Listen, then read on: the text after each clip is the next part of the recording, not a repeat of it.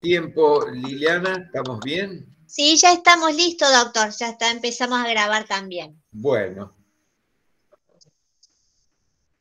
entonces, hoy el instituto tiene una interesantísima presentación a cargo del doctor Leonardo Massimino, referido a la actividad administrativa de adjudicación de recursos escasos a propósito de los subsidios a los servicios públicos.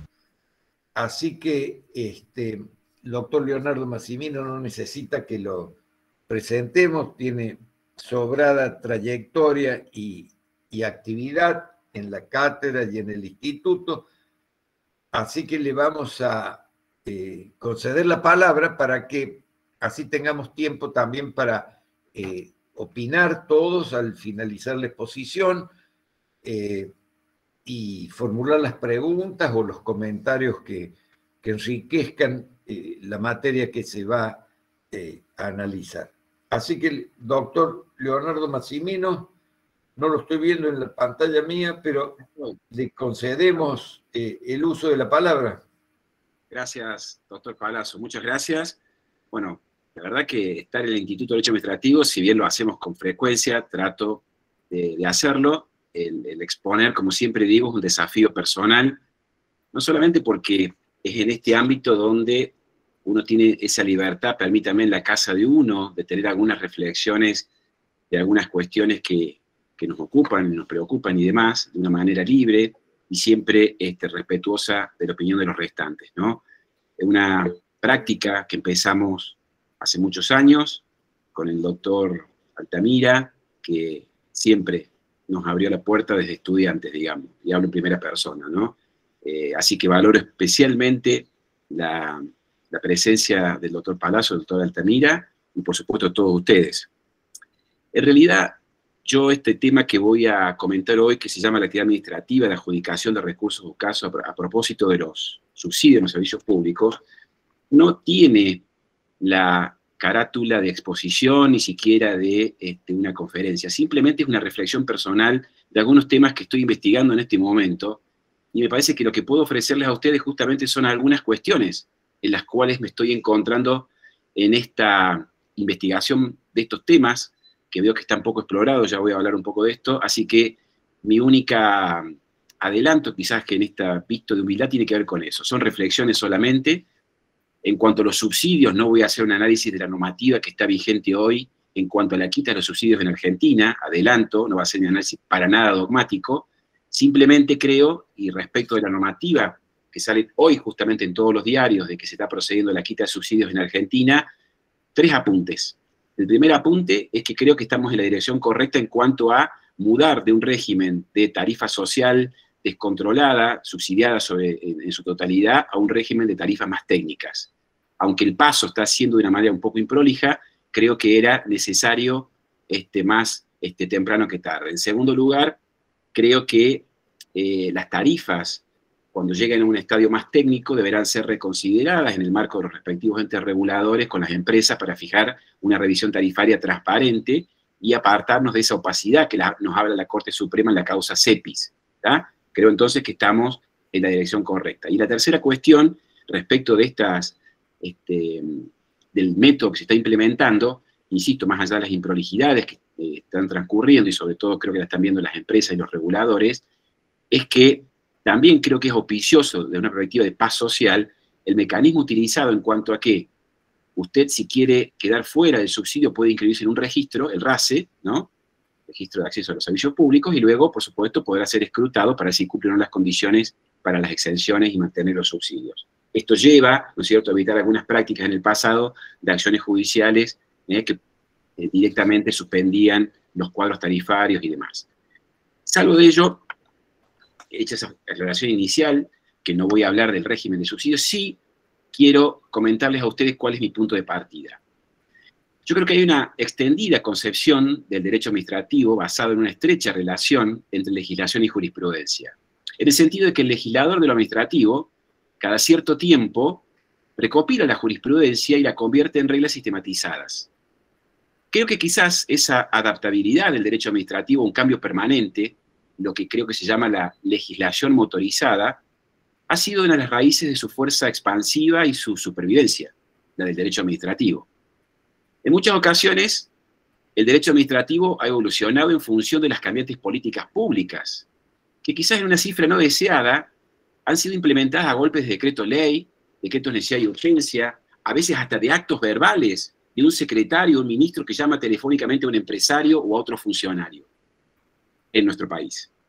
Este hecho pone de manifiesto el papel de la administración como brazo del Poder Ejecutivo, intentando responder a las necesidades imperiosas de la vida cotidiana, o de los entornos cambiantes, cada vez de una manera más significativa, inseguros, inestables, y muchas veces también hasta incontrolables desde una instancia nacional.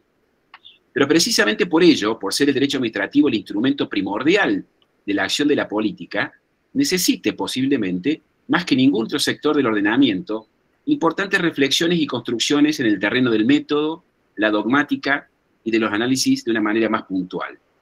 Y ahí es donde creo que es necesario hablar entre nosotros de la actividad administrativa, de cómo adjudica ella recursos escasos, y me parece que los subsidios es una excusa. En el derecho europeo actualmente se estudia la cuestión de la administración de recursos escasos y del modo que se realiza.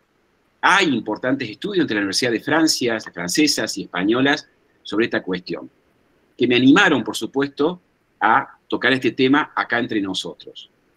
En el derecho europeo, por ejemplo, se efectúan estudios tendientes a señalar la cuestión de la administración de la escasez. Hay estudios entre la Universidad de Madrid y la Universidad de París donde señalan justamente una teoría general de la administración de recursos escasos. No voy a hablar acá de esa teoría, simplemente voy a decirles a ustedes que tiene tres ejes principales de estudio. Se habla principalmente de los procedimientos administrativos de adjudicación de recursos escasos. Están estos referidos sobre todo a las condiciones de igualdad, transparencia, publicidad, que tienen que darse en los procedimientos, que son parecidos a los que nosotros implementamos o estudiamos en la licitación pública, o en los procedimientos de selección del contratista. En segundo lugar, también tienen, cuando hablan de recursos escasos, han profundizado el estudio de los actos administrativos que establecen o adjudican recursos escasos, donde le asignan un especial rol al elemento de la motivación. Y el tercer eje de estudio que tiene en el derecho europeo la cuestión de derecho administrativo vinculado con los recursos escasos, se vincula con la cuestión de la eficacia de los resultados o el control de las disposiciones que tienen que ver con esos recursos escasos. Fíjense ustedes que aún con estos avances que hay en el derecho europeo, también en el derecho europeo se presentan críticas respecto de la teoría general, sobre todo por algunos profesores españoles, Luis Arroyo, por ejemplo, de la universidad que yo le decía a ustedes recién de Madrid, donde señala que no han sido capaces aún de profundizar el modo en el que asignan ayudas sociales. Y me detengo acá. Ya ahí, en el derecho europeo, enfatizan que todos los avances de la administración de la escasez tiene que ver o se vincula fundamentalmente al modo en que las empresas reciben ayuda de los estados en el campo de la regulación económica, pero no la regulación social, en la cual encuentran un vacío significativo. Cuando en el derecho europeo entonces se avanza en esta dirección, hay que tener presente dos cosas. En primer lugar, que advierten que adjudicar recursos escasos, sobre todo ayudas públicas en el marco del Tratado de Roma, a las empresas, es una cuestión, la teoría de la escasez, que atraviesa a todas las categorías del derecho administrativo, al procedimiento, al acto, al contrato, etcétera, como ya voy a referir luego país por país. La segunda cuestión es que también ellos advierten que no han sido capaces, y lo digo en términos doctrinarios, por supuesto, de estudiar, o quizás no tengan el interés práctico como tenemos por nuestras latitudes, de estudiar la cuestión vinculada a ayudas de tipo social que pueden ellos dar, por ejemplo, a los migrantes, o pueden dar a algún sector de vulnerabilidad y sobre todo en contextos de pandemia. Aclaro también que se han dado y se están dando incluso en la actualidad una importante cantidad de subsidios en materia de energía a los diferentes países. Hoy, en Europa, en materia de gas natural, por ejemplo, todos los países, tanto Francia, España y demás, con asimetrías en cuanto al monto, están dando subsidios directamente, en algunos casos, a las empresas y sobre todo a los usuarios para acceder al incrementar el precio de la demanda de energía con motivo de la escasez de gas natural o la guerra Rusia-Ucrania. En ese contexto, entonces, doctrinario europeo, creo que la cuestión también relativa a los subsidios en los segmentos declarados servicios públicos entre nosotros, en nuestro país, adquiere, además de entre nosotros, una especificidad que, en mi opinión, no tiene un suficiente ámbito o eco en los estudios doctrinarios en el derecho administrativo, a pesar de la innegable importancia y trascendencia que tiene, como decía antes, la cuestión de los subsidios en el campo del derecho. Es más, todos sabemos que el ensanchamiento del Estado Social y Democrático de Derecho ha producido una tensión sobre la cual pocas veces se repara. Esa tensión es esta. Sabemos que se ensanchan los derechos humanos de las personas con motivo del 75 y 122, o los tratados a los que la República Argentina ha adherido, y por otro lado, frente a la escasez cada vez más significativa de recursos, no solamente porque producir bienes es cada vez más difícil en contextos de emergencia, como todos sabemos, sino también porque frente al ensanchamiento de derechos que nadie niega, o que algunos han empezado a negar, sobre todo sectores más libertarios, siempre los recursos son escasos. Entonces, la escasez de los recursos es una cuestión sobre la que no siempre reparamos y las que yo, en algunas exposiciones anteriores de un instituto, he tratado de poner como eje de estudio. Me remito acá a la exposición que hice hace un par de años, referido a las tendencias actuales en materia de poder de policía. Me remito también a la exposición del año anterior, en la que les puse de cómo el derecho administrativo, sin efectuar los respectivos análisis y sin contar con los marcos de análisis adecuados, produce muchas veces aquella pobreza a la cual quiere esquivar o no producir. El análisis de la cuestión, entonces, debe efectuarse, cuando me refiero a los subsidios, el marco de los servicios públicos, en el marco teniendo en cuenta consideraciones de derecho y economía. Ahora bien, parece que nos confrontamos, cuando hablamos ya de subsidios, además con cuestiones que tienen que ver con el accionar humano todo, que en definitiva es el que nutre la disciplina del derecho y la economía. Es que hay una suerte de ley moral de raíces muy hondas, y fíjense que me estoy yendo ya más a un campo que tiene que ver con raíces filosóficas y éticas fundantes de nuestra justicia famosa distributiva, que es la que nutre el derecho público y sobre la cual muy pocas veces profundizamos.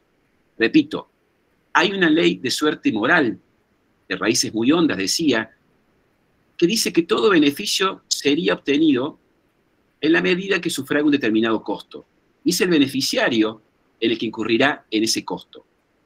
Esto es así, sin perjuicio de que, en caso de quien pueda, en algún caso puntual, no afrontar el costo para obtener ese beneficio, se establezca algún tipo de situación especial o solución especial. Pero parecía no ser deseado partir de un principio distinto, que es que todo beneficio, para ser obtenido por aquella persona que lo obtiene, tiene que afrontar esa misma persona un determinado costo. Suele predicarse también que una regulación, una intervención administrativa, una norma administrativa, un acto, un reglamento en concreto, es eficiente o es razonable en los términos de la Corte Suprema cuando asignan los costos a quienes disfrutan de los beneficios. Es decir, o lo que es lo mismo, permite una regulación razonable que los beneficios sean aprovechados por aquellos que sufragan sus costos. Es lo que vengo hasta ahora diciendo.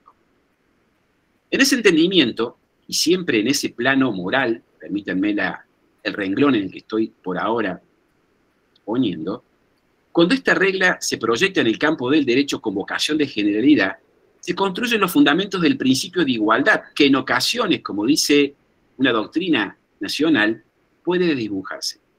Repito, cuando este principio de regla general se proyecta en el campo del derecho, y entramos en el campo de la igualdad. Y afirma, y acá cito a Sacristán, que en este renglón jurídico donde pueden construirse espacios para soluciones de equidad que frenen la regla. Es decir, en el campo jurídico podemos empezar a establecer algunas excepciones a esa regla de suerte moral. Es así como judicialmente puede redisponerse la asignación del costo para que en el caso específico planteado puntualmente, el peso de la generalización o el rigor de la subgeneralización, si hablamos en términos aristotélicos, rinda culto a la justicia y el solicitante obtenga el beneficio esperado con un costo distinto al previsto en la regla general. O dicho de otra manera, hasta podría disponerse judicialmente, en función de esta regla moral, que en un determinado caso, quien obtiene el beneficio no afronte el costo porque no puede, por la capacidad contributiva, ofrecer el pago. Y este será el costo en esos casos fundamentalmente, reabsorbido por los restantes integrantes del sistema, o por el Estado, o por ambos. Pero queda claro que no desaparece el costo. El costo se redistribuye, y en definitiva alguien lo termina reabsorbiendo, y esa es la expresión que utiliza esta doctrina, en esa reasignación que se establece en el caso puntual por razones de equidad judicial. Entre la regla general, entre la generalidad de esa regla moral, por un lado, y la solución de equidad por vía judicial en el caso concreto, se evidencia en la actualidad un amplio abanico de lo que algunos llaman asignaciones anómalas, otros lo llaman reemplazos de costos. En definitiva, de subsidios. Hay un esquema importantísimo de subsidios que se dan no ya por vía judicial, sino con otros mecanismos que tienen como rasgo distintivo, y aquí entro ya en el plano jurídico, a la cuestión de que advertimos que no todos los que afrontan un determinado servicio tienen a cargo los costos correlativos. Y no me estoy refiriendo acá justamente a aquellos que por razones particulares no los pueden abonar. Dicho de razón, no estarían comprendidos en esta regla de equidad a la que me refería recién. Esto ocurre entonces con medidas dispuestas por normativas administrativas o incluso por alguna legislación, no por razones de justicia, para que un determinado sector social de la comunidad pueda verse beneficiada con un determinado subsidio o no pago de una tarifa determinada, tampoco haciéndose los correspondientes análisis y si se quiere pensar si corresponde o no corresponde. Este fenómeno ha sido tratado de alguna manera, y me refiero al otorgamiento de las subvenciones o subsidios, también, como venía explicando, en el derecho europeo, pero no a nivel comunitario. Voy a hacer ahora un breve paneo que es simplemente para mostrar que la cuestión también preocupa en otras latitudes y lo vienen abordando de una manera de la cual podemos quizás extraer algunas ideas. En el derecho español es quizás donde más se ha profundizado la cuestión relativa a las subvenciones y a las ayudas a las personas. En el derecho español se habla de 4 etapas en general, de 1950 a 1980, acordémonos aquí, no la voy a repetir porque los colegas la conocen, la relativa a la famosa repartición del estudio del derecho de Jordana Trigo de Pozas, cuando hablaba de el subsidio o las ayudas, el fomento, el servicio público, y la policía como instrumento de categoría del derecho público. Ellos fundaron esa triple noción doctrinaria. Después de la evolución doctrinaria del año 80, apareció en el derecho español una fuerte corriente también doctrinaria que se focalizaron en las subvenciones, ya estudiándolas como una rama disciplina del derecho administrativo. En aquella época también se empezaba a estudiar sobre todo el tema urbanístico en España con motivo de la importancia que tiene la propiedad en el contexto europeo, y pocos repararon en estas cuestiones. Pero no es sino en el derecho español hasta la década del 90, cuando se dicta la Ley General de Presupuesto y un decreto, el 225/03, en cumplimiento de las normas convencionales europeas, que se dicta la Ley General de Subvenciones. En esa Ley General de Subvenciones se establecen principios según los cuales todas las personas que reciban un beneficio o una ventaja por parte del Estado tenían que comprometerse en todo caso no solamente a cumplir con esas condiciones, sino también a determinados mecanismos de rendiciones de cuentas. En un cuarto periodo que tiene que ver con el 2000 a esta parte, y haciendo simplemente un paneo, se han empezado a estudiar ya en la doctrina este tipo de ayudas públicas y de la manera en la que los beneficiarios tienen que cumplir con los recaudos establecidos en el acto de subvención. En el derecho francés, también, la Ley 321 del año 2000, que habla de materia de subsidios y subvenciones, establece, fíjense ustedes, una categoría contractual al subsidio, cuando se recibe, con un especial cargo en favor del beneficiario de la subvención a la rendición de cuentas. El artículo 10 de esa ley establece que el beneficiario tiene el compromiso auditable de rendir cuentas y son de manera excepcional. Ya en el derecho francés, el Consejo de Estado en 1893, en el Arret Compañía del Norte, había establecido que los actos de liberalidad del derecho público no significaba que sus beneficiarios quedaban exentos del control, ¿sí? Al contrario, establecía primariamente y tempranamente en el derecho francés la obligación de rendir cuentas. El derecho italiano quizás sea, en mi opinión, el que más ha avanzado, paradójicamente, en el estudio de las subvenciones. hay también algunos precedentes jurisprudenciales que yo no los voy a referir aquí en detalle, pero sí me atrevo a hacer esta síntesis. En el derecho español, la cuestión de la subvención o el subsidio pone en cabeza de la administración 4 deberes que son insosolayables. En primer lugar, que tiene que, para otorgarlo, predeterminar de manera legislativa las condiciones y los criterios y modalidades por las cuales otorgar la ayuda. En segundo lugar, difundir esas reglas de ayuda pública. En tercer lugar, la observancia de las reglas establecidas por parte de la misma administración. Y en cuarto lugar, también está reconocido legislativa y jurisprudencialmente la cuestión de que debe demostrarse el criterio y el cumplimiento de las reglas en cada caso concreto. Cito el derecho italiano, otra vez, porque estas normativas y la jurisprudencia examinada remite a casos incluso anteriores al Tratado de Roma. También en el derecho alemán hay y encontramos normativas vinculadas con las subvenciones, pero sobre todo en el derecho alemán son casos referidos a materia más bien económica, tabacaleras, empresas de cervezas y demás, que reciban o no determinadas subvenciones las empresas. Y acá hago una distinción a esta altura de la exposición. No es lo mismo subvención que subsidio. La subvención en general se hace referencia a una ayuda que recibe por razones de interés público un determinado sector y esta se establece con obligación en muchos casos, en general, para estimular una determinada actividad o para promover más cerca de la figura del fomento una determinada industria. En cambio, en el subsidio es un fin mucho más específico y, como dice la doctrina española, son medidas que benefician directamente vinculadas al estatus beneficiario, también por razones de interés público, pero puede obedecer el subsidio, fíjense ustedes, a la cuestión de que el usuario no puede acceder al servicio público, que el beneficiario tiene que ser ayudado económicamente porque vive en una zona fría o caliente y por lo tanto consume más que la media, pero en el subsidio, a diferencia de la subvención, el beneficiario recibe la ayuda de una manera directa. Dicho ello, volviendo al caso, en ese derrotero entonces que vemos en los países individualmente, más allá, repito, de esa crítica que se realiza en el derecho europeo de que no hay estudios sistematizados de la ayuda social, porque no se lo ubica en ese campo, nosotros en nuestro sistema vemos que en la actualidad, cuando hablamos en los últimos años de normativas de subsidio o de fomento, no lo ubicamos y tampoco reparamos, y eso es lo que quiero sobre todo detenerme y reflexionar con ustedes, la cuestión de esa suerte de ley moral que hay detrás del fenómeno de que los subsidios proliferan, ¿sí? Hablamos de la opacidad tarifaria, de la cantidad de subsidios que hay en los servicios públicos, de una manera asistemática, interdependiente, y que en muchos casos carecen de estudios que fundamenten su debilidad y su sostenibilidad en el tiempo.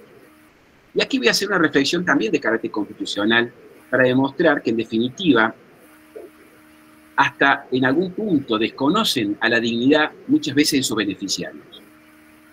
Y es la siguiente. Sabemos todos que, de una perspectiva constitucional, la reforma del 94, de alguna manera, el Estado argentino asumió un rol subsidiario y que ese ideario subsidiario quedó consagrado en el 42 de la Constitución Nacional, el cuando dice que los servicios públicos tienen que ser de calidad y eficiencia, que el Estado debe promover la competencia y controlar los monopolios naturales y legales, y en cuyo contexto se dispuso, sabemos todos, la privatización de los servicios. En las leyes 24.066, la 24.065, leyes que todavía están vigentes. Y más allá de que haya empresas públicas, prestadoras de servicios privados, decisión pública que no es incompatible para nada con el 42, quiero poner acá de resalto otra cosa, que privatizar no es solamente contar con un prestador privado, porque, repito, hay también prestadores públicos que prestan servicios públicos muchas veces tan o más eficientemente que el privado. Privatizar, sobre todo, además, es privatizar costos. La decisión legislativa de subsidiar publicitando costos o reemplazándolos en forma masiva sin analizar los impactos que tienen esos subsidios que se otorgan, que solamente nos enteramos de esos análisis cuando vienen bancos internacionales o acreedores a ver de qué manera se están llevando el impacto que tienen las cuentas públicas. Ahí hablamos de impactos. Vemos allí que hacemos o reparamos en una referencia a la económica en relación a los subsidios que no estudiamos, al menos en el campo académico. Esa aplicación masiva de subsidios termina publificándolo todo. Todo es parte del Estado y sobre todo que el Estado es el capaz de solucionar los problemas que, como ya he señalado en otra ocasión, por el contrario los profundiza. Y en contra de ese designio constitucional, creo yo, también, además de alguna manera no cumplir con la finalidad, también se desconoce la dignidad de las personas, porque en definitiva el subsidio tendría que llevar a una cuestión paliativa, el reconocimiento de la dignidad, porque como tenían todas las normas que yo mencionaba hace unos instantes, son todos con vocación transitoria, establecidos por ley y acreditados en cada caso. Son los subsidios generalizados y distorsionantes los que justifican, en mi opinión, la necesidad en todo caso de una teoría general de los recursos escasos entre nosotros. Y acá doy un paso para atrás. No voy a dar una teoría general de la tarifa de los servicios públicos, pero es necesario darla. ¿Por qué? Porque la tarifa de los servicios públicos, que tampoco la estudiamos lo suficientemente entre nosotros, tienen claramente en su seno la problemática de la que estamos hablando, y pareciera que las autoridades públicas no están informando suficientemente a la ciudadanía respecto de que la solución está en las revisiones tarifarias. Me explico. Yo decía recién que por razones de equidad los casos judiciales pueden disponer subsidios por razones de equidad en supuestos específicos. También creo, y esta es quizá la propuesta a explorar, que cuando se establezca un régimen tarifario, es la ocasión, en materia tarifaria, para establecer una redistribución económica entre los beneficiarios de la tarifa para aquellos que no puedan pagar suficientemente. Es en la misma nivel y estructura tarifaria. Fíjense, voy a ser breve. La tarifa tiene dos elementos que todos conocemos en el campo del derecho, o debiera tener. Y tomo esa dirección, esa ruta de explicación porque es la que conocemos. Tienen que ser justas y razonables. Ya las primeras leyes en Argentina, la ley de ferrocarriles, la ley Mitre, las primeras leyes de telecomunicaciones, decían que las tarifas tenían que ser justas y razonables. Expresión que no viene del derecho francés. Esa expresión viene del derecho norteamericano, del caso de los granjeros, que establecen la locución tarifa justa y razonable, el estándar que tenía que tener ciertos precios públicos, mejor dicho, precios cuando un granjero tenía que ofrecer al público su capacidad instalada de almacenar granos. Se importa esa locución y mora en las primeras leyes de nuestro derecho positivo. Y se toma la expresión en la mayoría de los marcos regulatorios vigentes en Argentina desde hace muchos años. ¿Qué significa en términos performativos tarifas justas y razonables? No lo voy a decir en la perspectiva jurisprudencial, porque ya lo hemos repasado muchas veces. Una tarifa es justa en términos regulatorios cuando cubre o cumple todos los gastos necesarios para operar el servicio más una rentabilidad justa para el prestador. Esto supone, cuando hablamos de gastos, al menos 5 capítulos que tiene que prever la tarifa. En primer lugar, tiene que cubrir los gastos de explotación, personal, combustible, ruedas, lo que sea, los gastos de explotación. En segundo lugar, entre las erogaciones que tiene que tener, o la cuestión que tiene que discutir acá, podemos hacer referencia a cuestiones que hay que analizar. Esos gastos en los que incurre el prestador para establecer luego la justicia de la tarifa, los gastos de la empresa con otras empresas vinculadas, esto es lo que tendrá que ver el regulador, porque la empresa va a tener siempre mecanismos para tratar de incrementar los gastos que le sean reconocidos y ella a su vez disminuir esos costos, tratando siempre de maximizar su beneficio. El segundo capítulo que tiene que analizarse cuando vemos tarifas justas en el capítulo de la justicia es el tema de los incentivos para mantener los gastos al nivel más bajo, comparar las cuentas entre distintas compañías. La cuestión de las amortizaciones también tendría que incluirse en este capítulo. Si un regulador no prevé la amortización de los bienes de la empresa prestadora, está mutilando de antemano el ocaso de la tarifa, porque tarde o temprano la tarifa va a ser insuficiente. También tendría que incluirse la cuestión de la reversión. Si el marco regulatorio prevé la reversión como posibilidad, es muy probable de que el prestador del servicio, cuando haga su oferta, incluya un determinado componente que vas a tener tendría que tener a la sazón algún tipo de reflejo presupuestario. También la cuestión de los intereses que asume la empresa regulada cuando adquiera sus préstamos, ¿están incluidos o no están incluidos? Y hay muchos otros capítulos que hacen a la ciencia de la administración y que tendrían que estar referidos a una discusión referida a este tema. Pero me voy a detener acá en otra cuestión. Voy a dejar de lado la discusión de la rentabilidad justa, el tema de la rentabilidad, que también hay estudios que muestran en el derecho comparado cuándo es una rentabilidad justa en el capítulo de los servicios públicos, de las tarifas, sobre todo teniendo en cuenta dos parámetros. La primera, y por eso no quería yo aquí hacer una teoría de la tarifa, pero sí explicarles o comentarles que el derecho comparado se dice que en materia de servicios públicos, la rentabilidad de la empresa regulada tiene que ser menor a la rentabilidad que obtendría el accionista si pusiera su dinero en la entidad bancaria, pero a su vez mayor que aquella política, rentabilidad política, que haga que no hubiera ninguna inversión por parte del prestador. Es en ese lugar puntualmente, en ese margen, en el que se tiene que fijar la rentabilidad razonable a la empresa regulada. Pero voy al otro capítulo, y en este sí me quiero detener. La tarifa razonable. Y tiene que ver esto con la estructura de la tarifa. En este gran capítulo de la estructura de la tarifa, se ha escrito muy poco, nada diría en Argentina, si existen escritos en el extranjero, y sobre todo, reparar qué es la estructura de la tarifa, en donde se tiene que debatir la cuestión de la redistribución, o como dice Sacristán, la reasignación tarifaria en las distintas categorías de usuarios y de los beneficiarios de la tarifa. Cuando hablamos de la estructura tarifaria, lo que estamos viendo es cómo se hace la distribución del costo ese que se determinó en la primera parte en los destinatarios de la tarifa. Es lo que se llama el roll-in. En los economistas llaman el roll-in tarifario. Nosotros lo vamos a llamar la redistribución. Este es el momento de la justicia distributiva. ¿Cómo se van a distribuir los costos que definimos según el capítulo anterior? Todo ese monto de dinero, el quantum de la tarifa, tenemos que realocarlo en función de determinadas decisiones.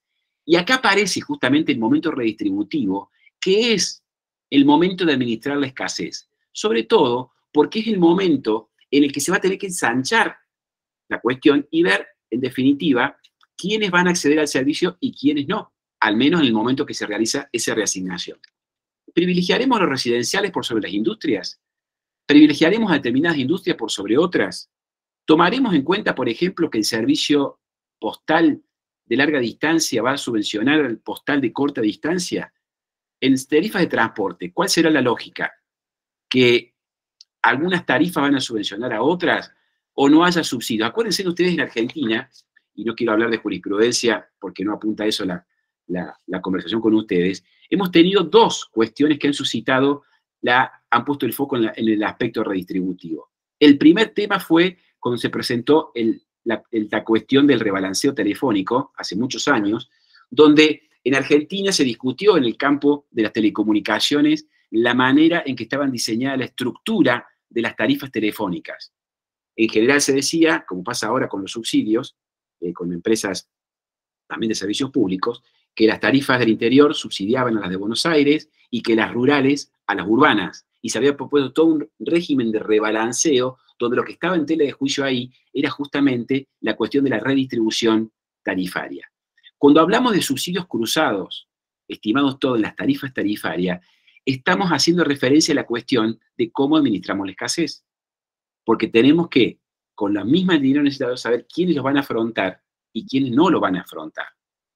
Creo yo, es el momento de equidad interna, no ya en el momento judicial, como analizaba en la primera parte de la exposición, sino en el momento legislativo. Y es esta cuestión en la que tendría que repararse en las audiencias públicas o en las universidades, comenzar a discutir qué tipo de industria queremos y qué concepción de servicios públicos tenemos en función de la sociedad que esperamos. En definitiva, fíjense ustedes, para tener en cuenta una decisión, definir que una determinada red eléctrica o un determinado gasoducto o un acueducto tiene que tener una determinada dimensión para atender la demanda pico del usuario del consumo residencial, de los consumos prioritarios, que en general es el que hace al votante al cual presta atención el político cuando delinea la política pública, ¿sí? Ese es el que tiene que, en definitiva, afrontar los costos, por lo que decía antes, costos de beneficio de todas aquellas infraestructuras. Pero vemos en la práctica que la tendencia es, porque son consumos prioritarios, justamente, es que trasladamos y realocamos y redistribuimos esos costos a un tercero que no se va a ver beneficiado justamente por la magnitud de la infraestructura. Hemos visto casos, y se ven casos, en las que muchas veces quienes tienen que afrontar los costos de una infraestructura no son los que tienen a su cargo todo el beneficio. En la medida en que las normativas vinculadas con las infraestructuras estén diseñadas conforme a esos sistemas, creo yo, no va a haber inversión privada, al menos interesada en este tipo de servicios e industrias. Otra cuestión vinculada con esto es el tema de la desmonopolización. El hecho, por ejemplo, de que un determinado servicio público haya ciertos subservicios, generalmente los más competitivos, que sean abiertos a la competencia y se deje al prestador únicamente los servicios que no son rentables en principio, obliga, por supuesto, también al regulador a rediseñar y a reevaluar la manera en que se van a redistribuir los costos. En definitiva, yo lo que trato simplemente de mostrar con ustedes en estas reflexiones es que cuando hablamos nosotros del principio de subsidiariedad, cuando hablamos de la cuestión de la eficiencia, acá reparo y propongo otro concepto, que es la eficiencia social del momento económico. No es una contradictio in terminis hablar de eficiencia social, porque aún en un diseño de razonabilidad tarifaria y de subsidios, estos, como sucede en el derecho comparado, tienen que estar establecidos por una ley formal del Congreso o de la legislatura, con criterios preestablecidos que muestren claramente la situación de la persona que no puede afrontar al costo, las condiciones que deberá cumplir, como dice la ley italiana, el modo en que deberá rendir cuentas, el modo en que lo va a controlar y quién lo va a fiscalizar, y sobre todo el tiempo en el cual va a gozar de esa subvención. Caso contrario, como está ocurriendo en la actualidad, y creo que esa es una de las cuestiones que tendremos que estar atentos todos, es que muy pocos, o mejor dicho, muchos, por inercia, creen o creemos que estamos todavía comprendidos en los subsidios que en Argentina se dispusieron, y es muy difícil salir de un esquema vigente de subsidios porque todos creemos que tenemos el derecho a quedar incluidos en una determinada categoría de excepción. Por lo demás, simplemente también reafirmar lo que decía al comienzo, y ese es el planteo. Creo que tenemos que comenzar a revisar muy bien el modo en que se toman las decisiones de redistribución, de realocación o de reasignación. Una cuestión sobre la cual no profundizamos en materia social en nuestro país. Fíjense algo parecido que observo.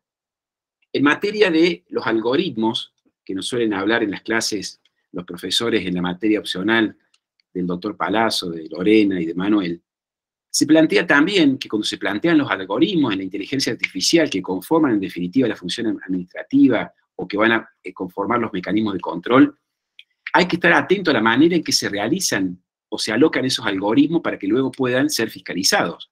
Porque si no vamos a caer en la utopía de que una máquina, o la informática si se quiere, o la inteligencia artificial, va a reemplazar a la decisión de un ser humano. Algo parecido ocurre acá. Los seres humanos establecemos o reasignamos muchas veces bienes y servicios, en este caso subsidios, sin mostrar el modo en que se realocan esos costos.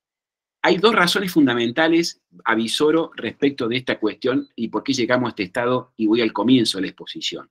Porque la jurisprudencia, cuando controla o fiscaliza este tipo de actividades del Estado, nunca fue suficiente en los términos de diferentes áreas.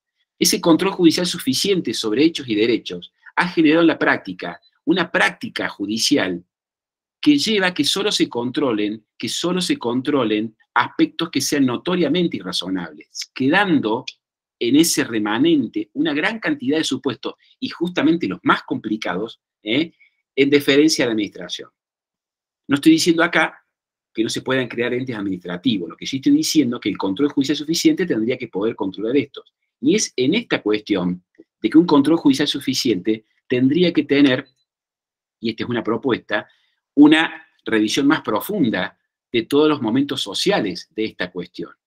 No se ha mostrado la razonabilidad, dice la Corte, en la causa Defensor del Pueblo y muchas otras más. Y acá coincido con lo que propone Ariño Ortiz.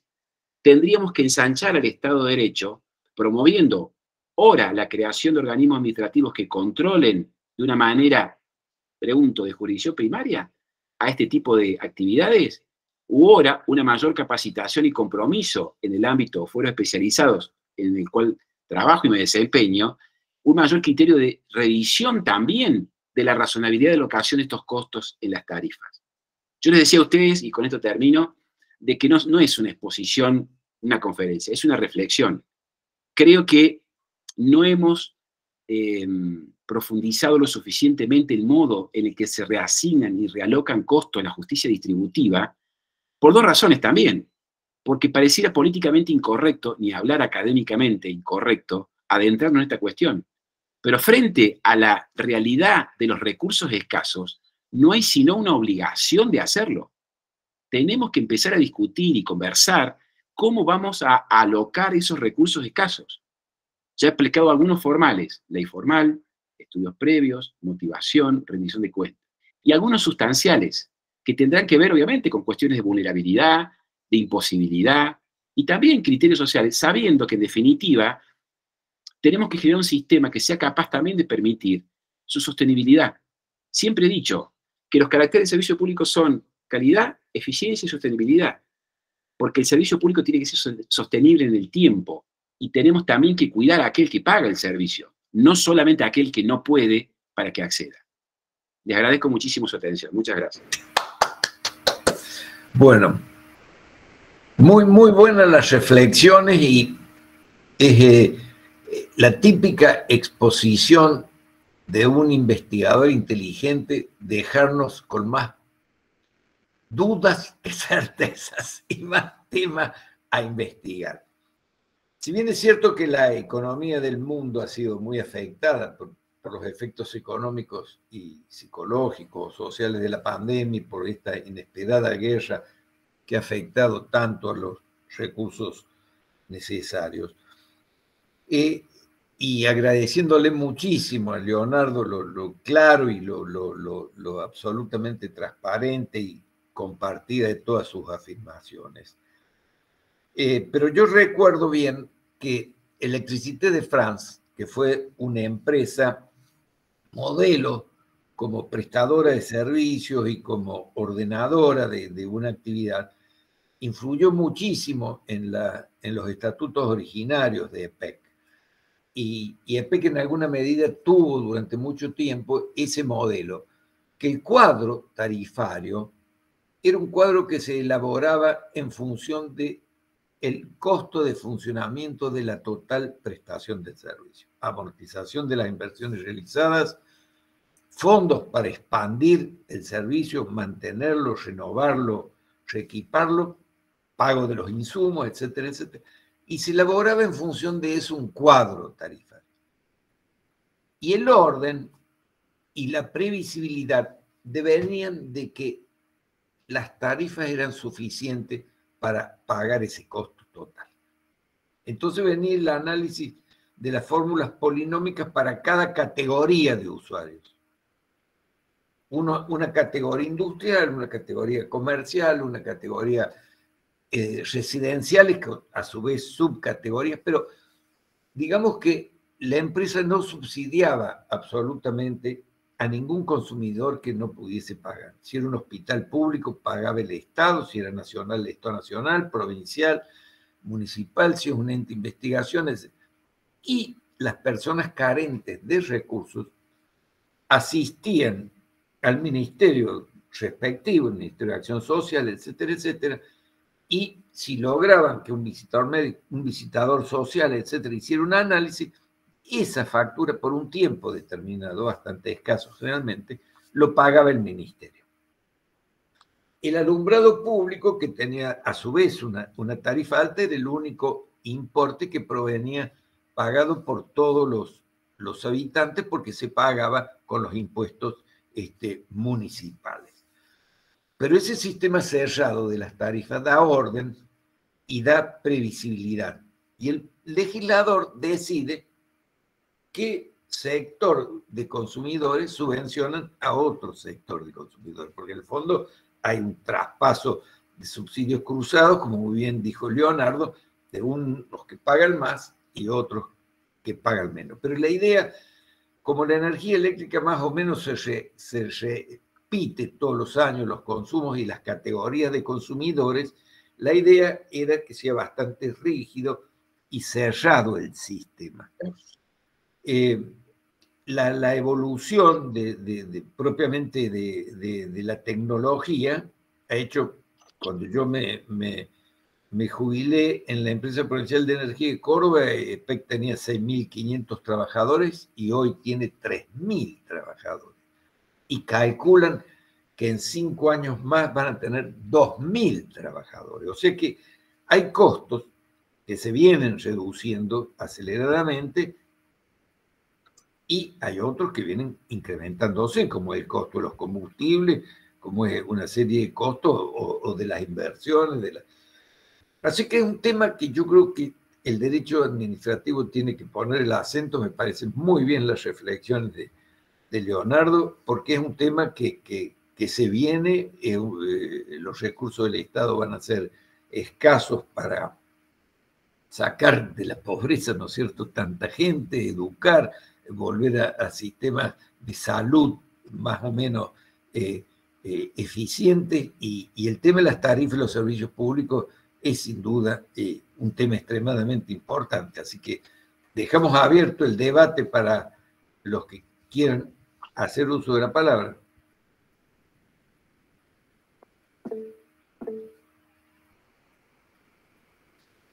Luis ha pedido la palabra, el doctor Carranza Torres.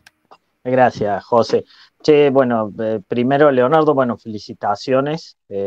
Muy, muy completa la exposición. 3 cositas nada más, y es una perspectiva, digamos, personal. Yo creo que el subsidio no es una categoría independiente, sino que está en la parte de fomento. Es una especie dentro de esa gran categoría que es el fomento público, digamos. La otra, como vos bien decís, la necesidad de una regulación, porque somos pródigos en subsidios, pero escasos en normas que casualmente acoten la discrecionalidad del poder de turno, porque el subsidio, más que una decisión de Estado, es una decisión de un gobierno, de un determinado gobierno, y que acoten un poco eso y lo pongan bajo el imperio de la ley, que tiene que estar en un Estado de derecho. Y después una consideración que es más también muy personal, que es el tema de subsidiar todo, más allá de las connotaciones económicas que tenga o de lo escaso del recurso, tiene que ver con eso de esa actividad expansiva del Estado, que todo venga desde el Estado, que en última instancia, si no lo es en la práctica, conceptualmente es fascista.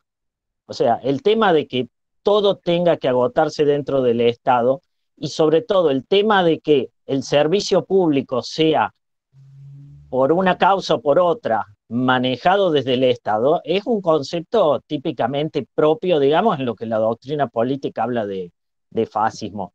Y como tal, es incompatible con el Estado de Derecho. O sea, el tema de que todo esté subsidiado, de última, termina infringiendo principios constitucionales, que es ahí un poco lo que nosotros decimos. Y más allá de que no haya normas, más allá de que sea una de las más altas discrecionalidades del Estado hoy en día,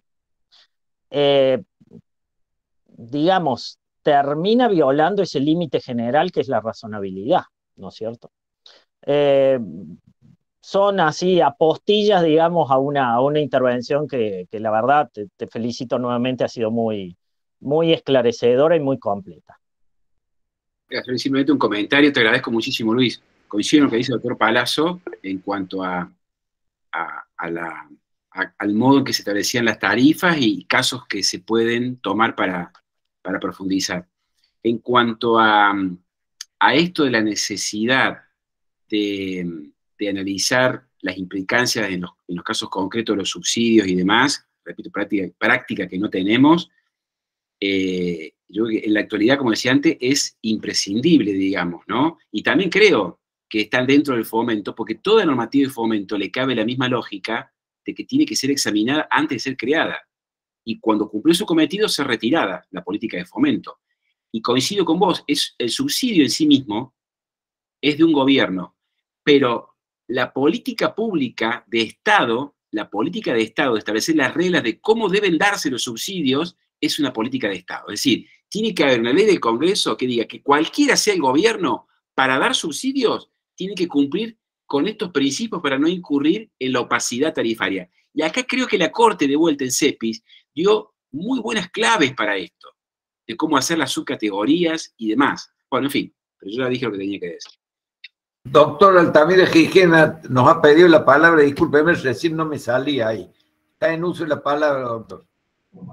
En primer lugar, quiero felicitar a Leonardo, aunque ya lo tiene acostumbrado, no es ninguna novedad en las exposiciones que él hace, porque la hace con esa precisión y con esa docencia que nos deja todo con una alegría enorme, enorme, porque con qué precisión habla.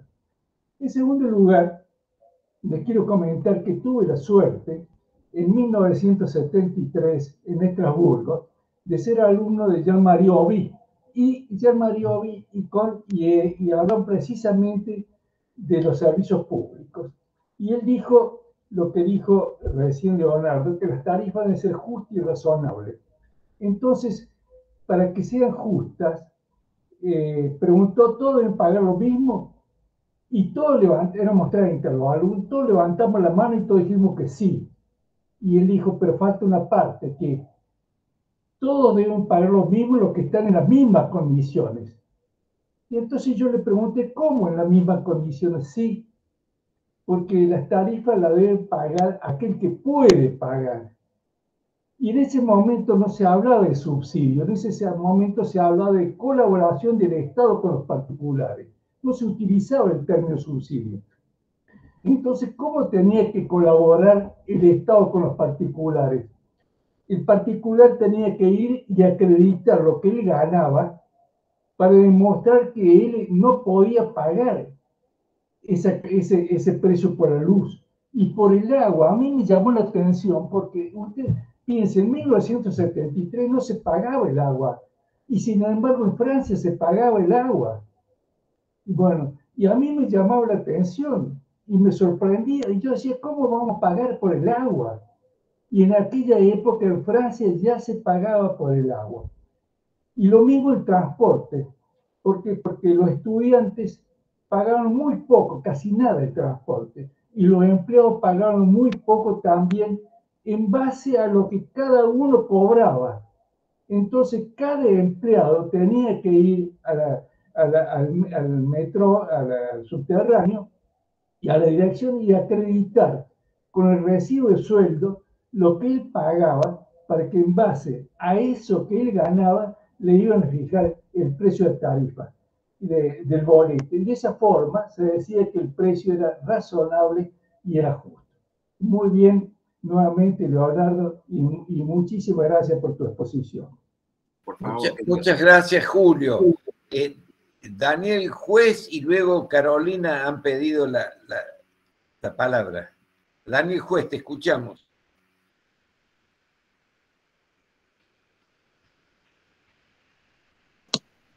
Doctor, ¿cuál sería para usted la concepción regente de la eficiencia social en el Estado de Derecho? Gracias por la pregunta, Daniel. Gracias por la pregunta. Lo dije es un tema que no tengo una respuesta conclusiva, claramente, ¿no es cierto? Pero sí creo una cuestión que es la siguiente. En el campo del derecho, la respuesta de la pobreza no es la riqueza. En el campo del derecho, la respuesta a la pobreza es la justicia. Y la justicia en términos de equidad. El dar a cada uno lo suyo. Y lo suyo de cada uno creo que nos exige, además de indagar qué es lo suyo a quien se le da, también reparar lo que le corresponde a quien da. Porque hasta Ulpiano sabía que había dos extremos en la relación personal, económica, aunque fuera derecho público. Creo que tenemos la responsabilidad, Daniel, de sacar el campo de la discusión del campo, que hay que darla quien las tengan que dar de la política, pero somos administrativistas, tenemos que gestionar la cuestión. De ese sentido creo que tenemos la responsabilidad también, para poner todos los temas del ámbito académico sobre la mesa, que hay eficiencia desde esta perspectiva cuando se atienden todos los extremos. El sujeto activo de la relación de fomento, el sujeto pasivo de la relación de fomento, la relación causal entre uno y otro. Porque fíjate vos, cité un piano recién, pero hasta desde una perspectiva bíblica, y esto lo comento para los que no son creyentes, tómenlo como un dato, un caso práctico, metodología del caso, y para los que lo son también, pero que lo vieron de esa perspectiva, hasta cuando se habla del hijo pródigo, cuando le dice, pero ¿qué te quejas vos que vino tu hermano si vos ya tenés lo tuyo? Dejemos que le dé al otro, pero tenía el hijo mayor ya su bien. Cuando los empleados en la Biblia también veían que, che, pero ¿cómo le pagás a los últimos lo mismo que me pagaste a mí si soy toda la tarde trabajando? Y también dice, ese empleador sabio dice, pero ¿por qué te quejas si te estoy pagando lo que pactamos? Vos tenés lo tuyo. Esa es la cuestión. Tener soluciones sociales que lleven a que los dos extremos de la relación de fomento tengan esos mínimos de dignidad, pero también ideológica, porque si no, ¿sabés qué? Creo, y lo digo con este énfasis porque es lo que está pasando, empezamos a ver ideologías entre nosotros, hablo de los libertarios, que empiezan a decir, no, nada de subsidios, corresponde esto, el que puede, puede, el que no puede, no puede, no, sería un retroceso de nuevo. En el medio está la virtud, ¿se entiende? Discutamos quiénes tienen que ser beneficiarios, pero también discutamos que como los que abonan tengan incentivos para seguir abonando. Y cierro con la cita de Rawls. Cuando Rawls habla en su teoría de justicia y dice, señores, establezcamos reglas políticas de Estado en su justicia, de manera tal que aún sabiendo, o no sabiendo, mejor dicho, quiénes van a tener los beneficios en el Estado civil, van a estar de acuerdo con la distribución que hicimos ahora. ¿Se entiende? Esa decisión que tomamos con ese manto de ignorancia, cuando levantemos el velo de la ignorancia, vamos a encontrar la asignación que hicimos antes. Eso exige, creo, de vuelta, que establezcamos una política pública que todos digamos, cuidemos a unos, cuidemos a los otros, hagamos cosas y hagamos las adecuaciones que tengamos que hacer. Controlémoslo. ¿Se entiende? Por eso es importante, me parece, pensar de vuelta. Yo no estoy justificando acá la eficiencia social en el marco del 42, Daniel. Yo la eficiencia social la justifico en el marco de las normas del Congreso, en el 75 de la Constitución. La justicia social, los parámetros, la reglamentación. Pero creo también que tenemos que darnos la posibilidad como académicos y como funcionarios y como ciudadanos de empezar a ver el modo en que estamos haciendo las cosas. Se están retirando los subsidios, pero no estamos discutiendo a nivel macro estas cuestiones. Que un funcionario ponga una audiencia pública, que un edificio, el Cabana en Buenos Aires, no paga tarifa y eso no tendría que ser y tendría que pagar, ayuda al momento, pero genera a profundizar creencias de unos contra otros. Es una idea que estoy planteando. Y hubieron aquí algunas sugerencias, por ley, en forma temporal, o no, quizás en forma permanente.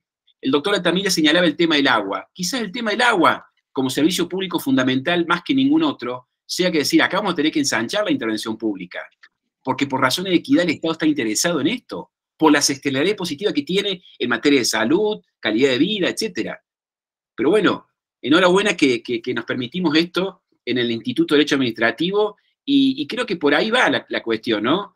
De vuelta, están planteándose ellos una teoría general de la intervención administrativa con recursos escasos.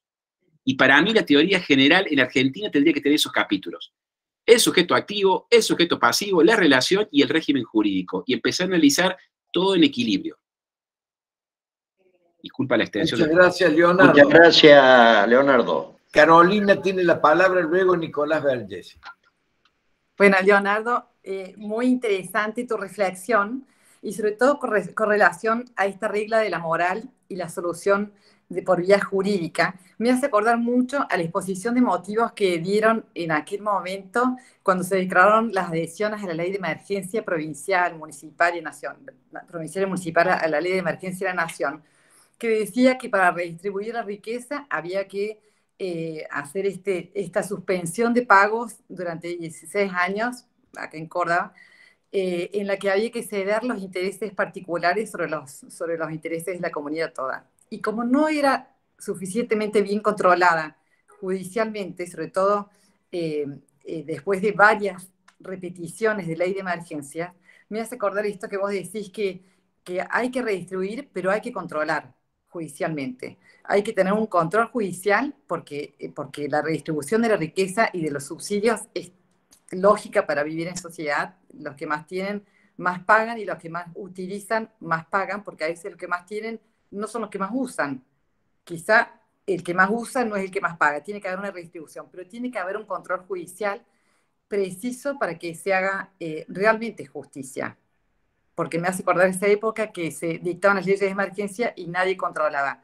Y el pobre proveedor de la municipalidad, de la provincia, de la nación, que tenía su deuda y que se le pateaba 16 años la deuda para ceder y después con intereses ya previstos que nunca alcanzaban a solucionar su problema, también es parte de esta redistribución de riqueza. Me hace acordar esa exposición de motivos.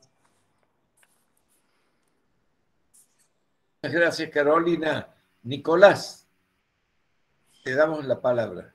Después, bueno, Patricia. Muchas gracias, buenas tardes a todos. La verdad que brillante, profesor Massimino.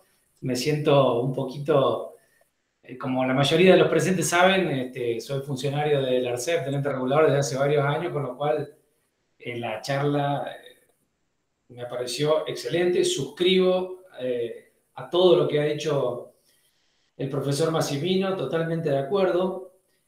Y por ahí quería rescatar 2 o 3 cositas de la conversación, que por ejemplo, cuando Leonardo habló de los subsidios en otros países, en Europa, de lo que está pasando a raíz de la guerra, y en general en los países del mundo, Argentina no es en relación a cantidad de habitantes y dólares, ni en relación al PBI, de los que más plata destinan a los subsidios. Eso no es así. Lo que sí Argentina...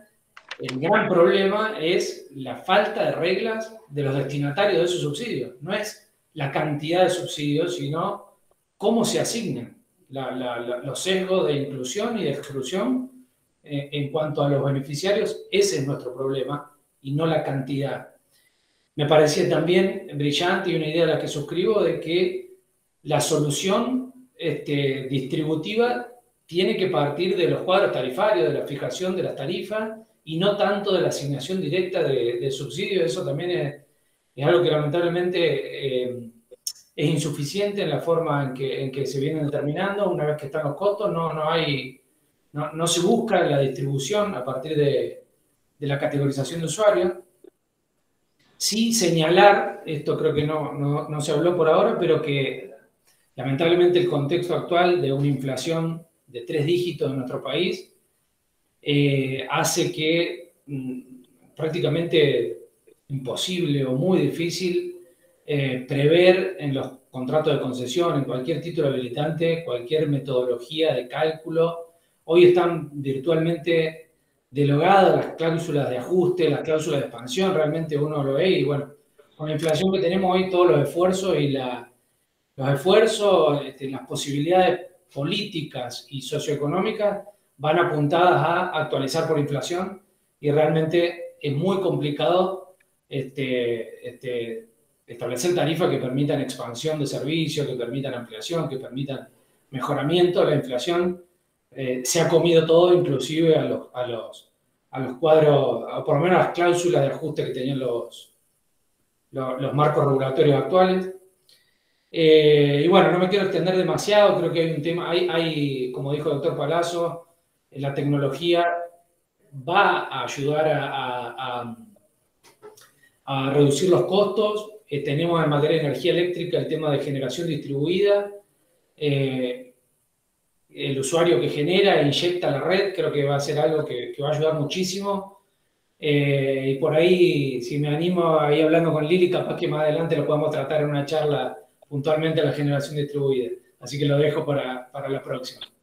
Así que muchas gracias y brillante, Leonardo. Saludos. Gracias, Nicolás. Patricia, te damos la palabra. Bueno, ¿cómo están?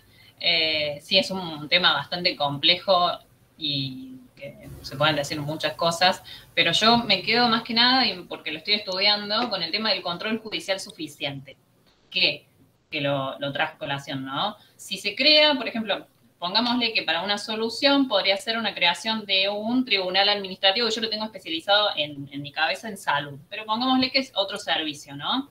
¿Quién hace el control judicial suficiente? Porque, digamos, si hablamos de las garantías convencionales, por ejemplo, el caso Giroldi, que fue en penal, que es la doble instancia, ¿no? Que hay que asegurar. En caso de Córdoba Capital, ¿quién hace el control judicial suficiente? Digamos, esa es una pregunta, una duda, para que lo pensemos.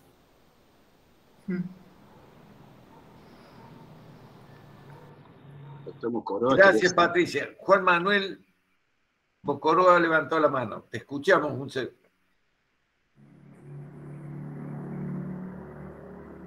¿Qué tal? Buenas tardes.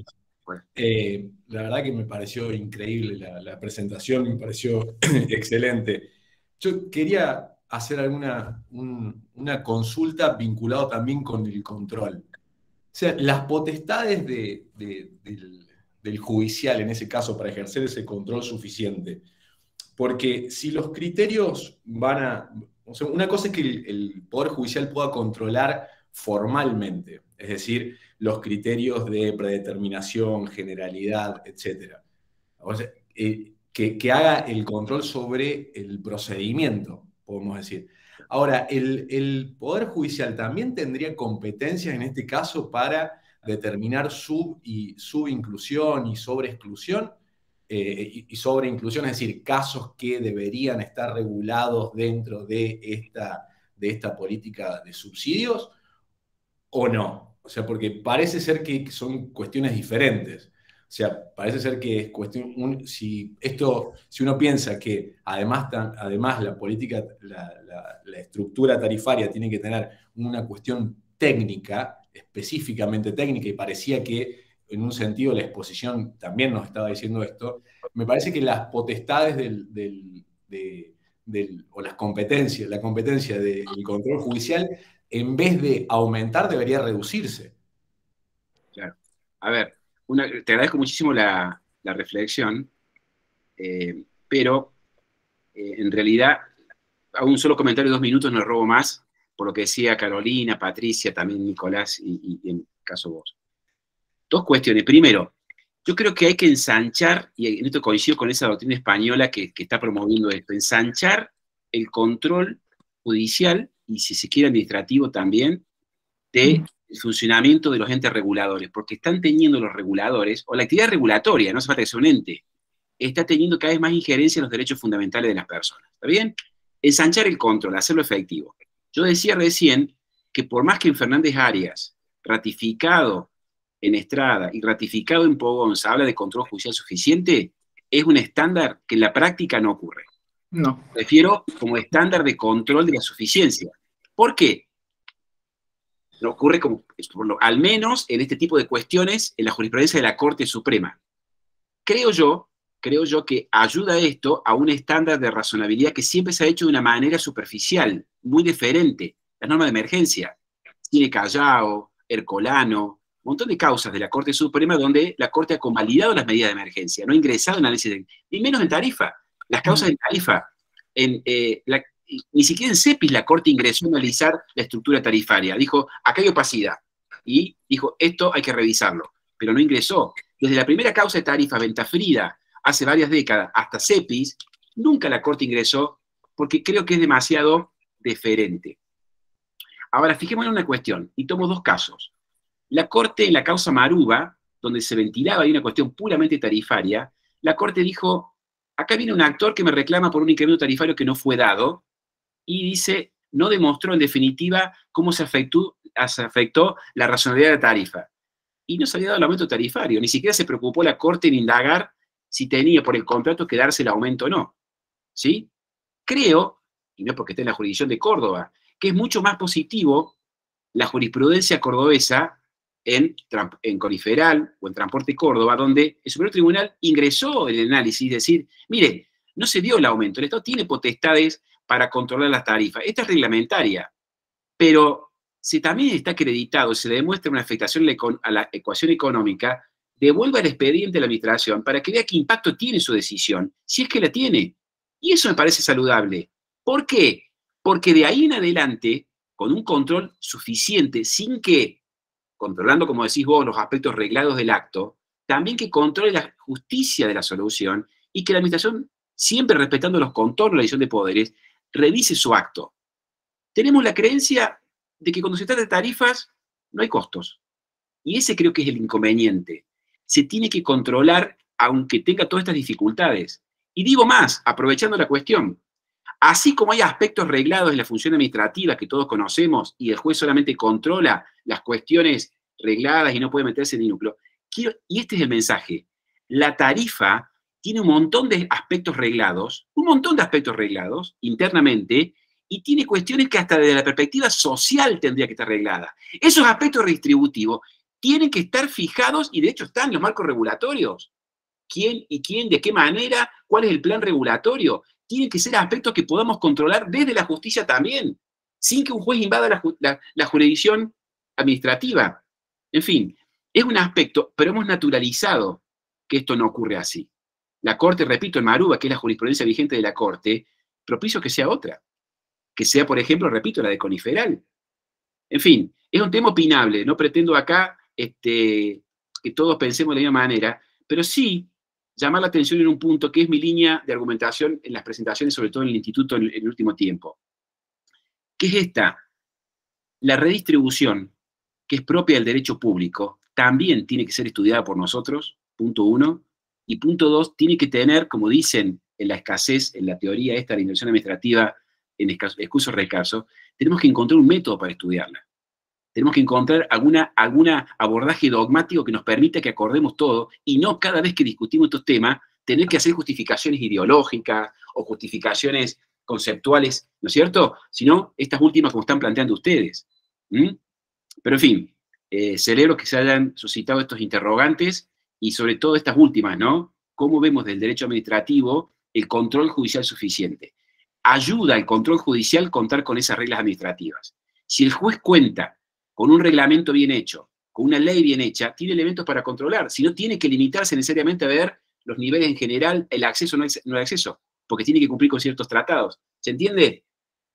Es una evolución sustantiva el hecho de contar con marcos regulatorios o regulaciones predeterminadas y transparentes. Muchísimas gracias, doctor. Muchas gracias a todos los que han intervenido. Gracias a todos. Y Nicolás, las barbas en remojo. No. Es un ejemplo el ente regulador de Córdoba, Nicolás, es un ejemplo.